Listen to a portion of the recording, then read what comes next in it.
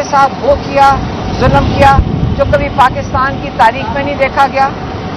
جب آپ یہ چیزیں خوف پیدا کرتے ہیں, اس کا نتیجہ یہ بھول جاتے ہیں کہ ظلم کا نظام نہیں, وہ کفر کا نظام چل سکتا ہے. انہوں نے سوچا کہ ہم پاکستان کے فیصلے ہم کریں گے. اس ظلم کے خلاف جب انہوں نے ووٹ دیا, آپ نے ان کا ووٹ چوری کیا. اور یہ ظلم کا نظام کم نہیں ہونا تھا, یہ لوگوں کے لیے پیغام ہے. اب آپ دیکھ لیں کہ جب یہ ظلم کا نظام, اگر آپ کا خیال تھا کہ یہ ظلم کا نظام ختم ہو جائے گا, اگر آپ بھیڑ بکریاں بننے سے انکار کریں گے, یہ ظلم کا نظام ختم ہو جائے گا, پھر آپ 26 نومبر دیکھ لیں.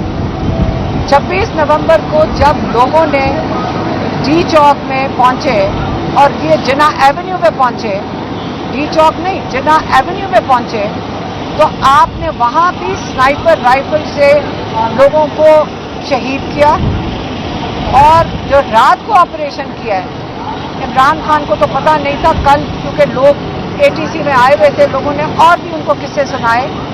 تو انہوں نے کہا کہ جو ڈی چوک کے بعد نہیں, انہوں نے پوری جناح ایونیو پہ جو آپریشن کیا رات کو لیٹ نائٹ, اس میں سے بہت لوگ مسنگ پرسنز ہیں. 150 سے 200 تو ابھی پتہ چل رہا ہے. لیکن اس کا فگر, اگر آپ کا خیال ہے کہ یہ باتیں چھپیں گی کہ چھپیں گی, نہیں. آپ نے پچھلے 2 سال میں پہلے آپ نے جمہوریت کو ختم کیا, آپ نے سوشل میڈیا کو ختم کیا, آپ نے جوڈیشری کو ختم کیا. اب پاکستانی قوم کو وہ بتا رہے ہیں کہ یاد رکھیں جمہوریت 3 ستونوں پہ کھڑی ہے. آپ کی نیشنل اسمبلی, آپ کے جو نمائندے ہیں, آپ کی میڈیا اور آپ کی جوڈیشری. آپ کو پتہ ہے کہ ان تینوں چیزوں, تینوں ستونوں کو زمین بوس کر دیا گیا ہے. اور آپ کا خیال ہے کہ آگے کیا ہوگا؟ ان حالات میں عمران خان کہہ رہے ہیں کہ کیسے ہو سکتا ہے کہ پاکستان میں کوئی آ کے انویسٹ کرے گا. اس قسم کے نظام میں نہ آپ کی انویسٹمنٹ آئے گی, نہ یہاں پہ کسی کو تحفظ ہوگا اپنی جوڈیشری سے, اور نہ یہاں کوئی کاروبار کرنا چاہے گا. تو آگے کے دن پاکستان کے لیے بہت تاریخ ہیں. یہاں پہ چھوٹی سی مافیا بیٹھی ہے, آپ کے بجلی کے بلوں سے آپ کو پتہ چلتا ہے کہ یہ مافیا کس کو پیسے جا رہے ہیں. یہ بجلی گھر کس کے ہیں؟ انہی لوگوں کے ہیں جو اس وقت آپ کے ملک کو کنٹرول کر رہے ہیں. تو اب آپ نے فیصلہ کرنا ہے کہ آپ کا خیال ہے کہ ہم چپ کر کے بیٹھ جائیں گے جتنا آپ نے ظلم کیا ہے. اب انہوں نے اپنے 2 ڈیمانڈز آگے رکھے ہیں.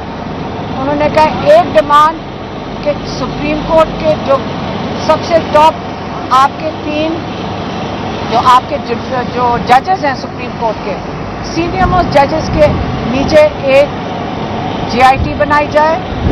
جے آئی ٹی 9 مئی اور 26 نومبر کی تحقیقات کریں, ہماری پہلی ڈیمانڈ ہے. اور دوسری ڈیمانڈ 9 مئی کے حوالے سے اور 26 نومبر کی وجہ سے آپ نے جتنے پولیٹیکل پرزنرز جیلوں میں ڈالے ہیں ان کو رہا کیا جائے. یہ 2 ڈیمانڈز نہیں ہوتی تو پھر عمران خان نے کہا ہم سول ڈس اوبیڈینس کی طرف جائیں گے.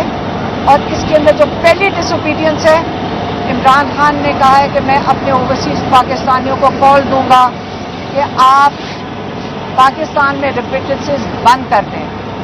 یہ جو نظام سمجھ رہے ہیں کہ آپ یہ آئی ایم ایف کے اوپر چل رہے, نہیں.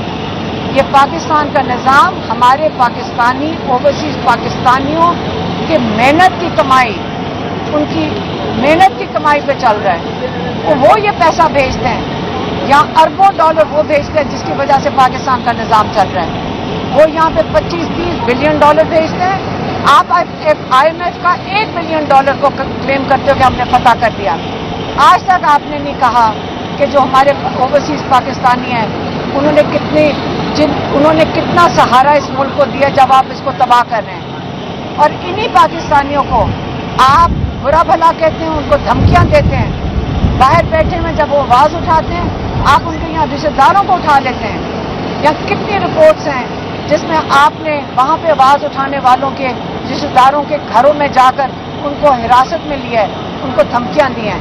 تو اب اوورسیز پاکستانیوں کو اگر آپ نے یہ 2 مطالبات نہ پورے کیے جمعے تک تو ہم جمعے کو یوم سوگ بھی ہے، جتنے شہداء ہیں ان کے لیے پشاور میں یوم سوگ کا انتظام ہوگا اور ادھر یہ اناؤنس ہوگا اسی دن اگر آپ نے مطالبات نہیں پورے کیے تو آپ اوورسیز پاکستانیوں کو کال چلی جائے گی کہ ان اپنی ریمیٹنسز بند کر دیں اور فکر نہ کریں، جو ان کے یہاں رشتہ دار ہیں ان کے پیسے کم نہیں پڑیں گے، وہ بھی گزارا کر لیں گے، وہ گزارا کر لیں گے، مشکلات ہوئیں گی وہ گزارا کر لیں گے، لیکن یاد رکھیں آپ لوگ نہیں کر سکیں گے۔ یہ بتائیے گا کہ جو مذاکرات ہیں اس سے لگ رہا ہے یہی کہ آپ لوگ مذاکرات کرنا چاہتے ہیں، یہ مذاکرات کس سے ہوں گے اور کون لوگ ہیں؟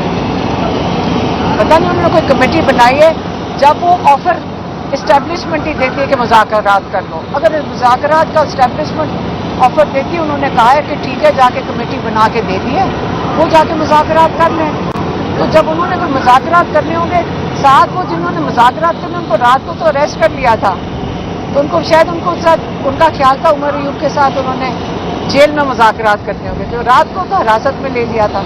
تو یہ آپ ایک طرف سے لوگوں کو اٹھا کے جیلوں میں ڈال رہے ہیں، سارے MNAs وغیرہ تو آپ کے وہاں بھاگے پھر رہے ہیں بیلیں لیتے ہوئے۔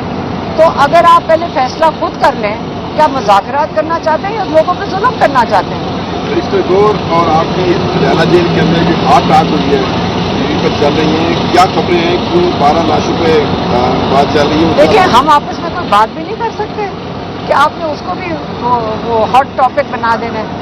بالکل میرا اعتراض ہے اور میں آپ کو بھی بتا دیتی ہوں کیا اعتراض ہے۔ 12 لوگ شہید نہیں ہوئے، ہم ٹی چوک پہ نہیں تھے لیکن ہم جناح ایونیو پہ تھے، جتنے سنائپر رائفل سے لوگ شہید ہو رہے تھے، لیکن دیکھیں کیونکہ یہ لوگ لائرز ہیں، آپ کو پتہ ہے لائرز تو صرف فیکٹس پہ جاتے ہیں، اگر لاشیں چھپا دی جائیں تو ان کے سامنے فیکٹس نہیں ہیں، لیکن یہ نہیں مطلب کہ کوئی بھی کہے کہ صرف 12 لوگ گئے ہیں اور آپ اس کو آفیشیل بنا دیں۔ یہاں پہ کئی 100 لوگ لاپتہ ہیں، جیلوں میں لوگ ڈھونڈ رہے ہیں ان کو اس وقت، ان کے لوائقین آتے ہیں جیلوں کے باہر، ہمیں پیغام آ رہے ہیں، ہمیں تکلیف ہے کہ ان کو اٹھا لیا جاتا ہے، یہ ظلم کر رہے ہیں لوگوں کے اوپر۔ اتنے دن گزر جانے کے باوجود ابھی تک جو آپ کے منظر میں ہے وہ لاپتہ ہے، وہ ابھی تک ان کی تصدیق نہیں ہو سکی۔ میں آپ کو بتاؤں ہم خود بھی دیکھیں، میں پولیٹیکلی نہیں لیکن انسانیت کے طور پہ تو ہم اس کو فالو کر رہے ہیں نا۔ کل اگر میں کچھ کہوں گی کہیں گے جی یہ پالیٹکس ہے، یہ پالیٹکس نہیں ہے، انسانیت ہے، اور انسانیت کے تحت ہم بالکل فالو کر رہے ہیں اور ہم چیک کر رہے ہیں کہ جیلوں میں کون ہے۔ اس سے مجھے سارا کچھ پتہ ہے کہ جو جیلوں میں وہ ایک تھانے سے اٹھا کے کسی اور تھانے میں لے جاتے ہیں، لوگ تھانوں میں بھٹکتے پھر رہے ہیں، یہ مذاق بنایا ہوا ہے انہوں نے اپنے لوگوں کا، اور اس کے اوپر مجھے بالکل غصہ ہے۔ کئی 100 لوگ لاپتہ ہیں، لاپتہ کیسے ہوتے ہیں؟ یہ پارٹی کی نیلی نہیں ہے اس میں ابھی تک۔ دیکھیں میں آپ کو بتا دوں تو میرا ذاتی جو اس چیز کے اوپر انفارمیشن ہے، لوگ لاپتہ ہیں اور لوگوں کے ساتھ زیادتی ہو رہی ہے، اپنے لوگ ہیں ان کے ساتھ ظلم نہ کریں۔